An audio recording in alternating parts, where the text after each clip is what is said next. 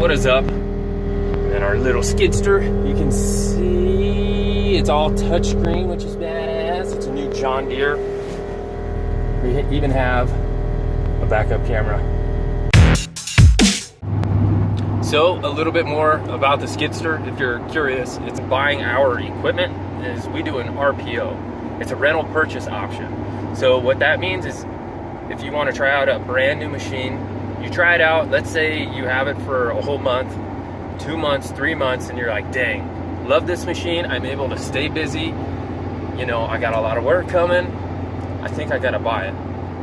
So if you sign up for an R.P.O., the months that you're renting, let's say each month that you rent is $2,000. Well, what they're gonna do is they're gonna take 70% of each month that you rented. So out of the $2,000, they take 70%. So if you had it for 3 months, it'd be $6,000 that you paid for the rental of, you know, the rental. They'll take it and put it towards the price of the machine or a down payment, however you want to do it.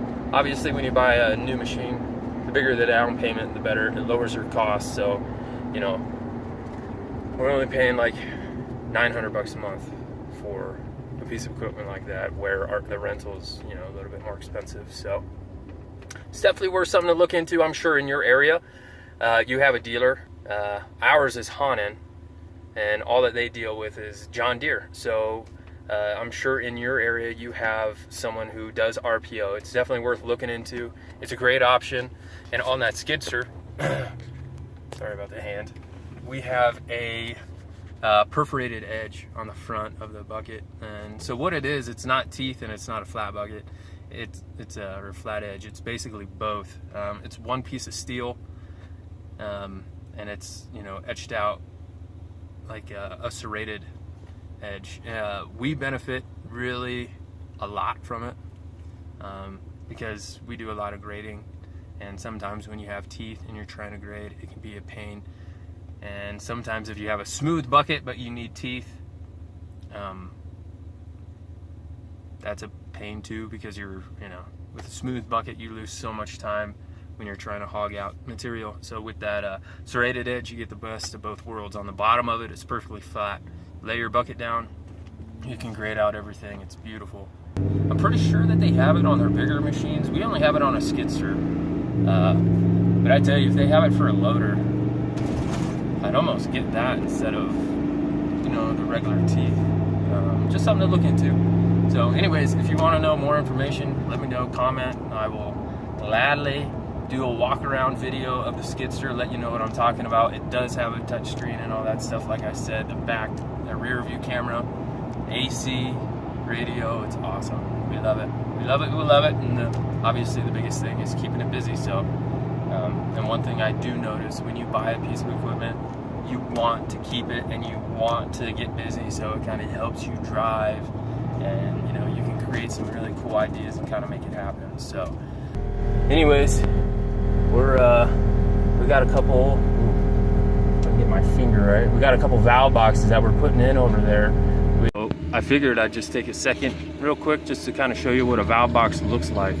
So typically you'd have your water line running through here, and then you have a valve sitting with the bolts on the side, and then with squeegee you fill it up to just to the top of the actual valve itself and leave the bolt out of the ground, and then you put this guy on there. So this thing, that is your valve box, that's going to sit on top of it. There's a hole in it so that you could get the key in it, turn it. This is a riser. So this one, since it's got this flat end here, you see it's got an opening here. That's going to go on the top of the valve, and then it obviously gets wider and it tightens itself down onto there. But this one doesn't have threads on the inside, so that's how you know it's going to be the very bottom of your valve box. So I'm going to see if I can wrestle this baby. Wrestle this baby on here real quick. That'd be a lot easier. With two hands, give it a little spin. That makes the whole unit all one piece. And then you have the other pieces, obviously, that's a lid. That's your lid for your water valve. And then this guy right here, I can reach in the crate. This one has threads on the inside.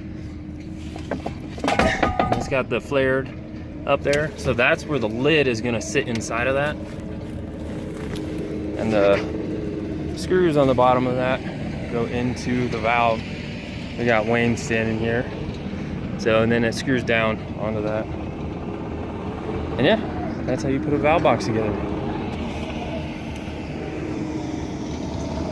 We just had to get them to grade off of these stakes. So we shot the elevations.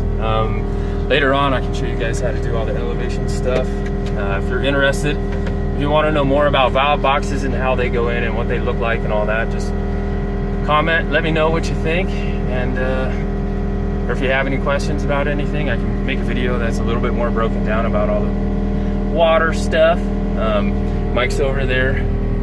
He's got a shaker head on that Mini X. Wayne is behind me. He's jumping in that loader. We have a pile of dirt right here.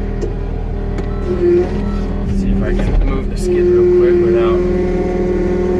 Okay, we got a pile of dirt right there that we need to move over to the fence across there, and we got another company inside there. You can see their Mini. They're digging out the pad and going to be doing the footers for around the perimeter of this Chick-fil-A here. So this is what we're doing. We got pounded with rain yesterday, so it's muddy, so it's kind of slow going. Our compacting, it makes it a lot tougher because we got to mix up all the wet dirt with the dry dirt, and hopefully that we can get a good moisture content and also meet our compaction standards, or else they will definitely fail us out here. They're very picky about their dirt. So yeah, if you guys have any other questions, let me know. I'll keep you in tune. Yeah, if you guys like this kind of video, if you want to know more about the skidster, like I said, let me know. I'll do a walk around.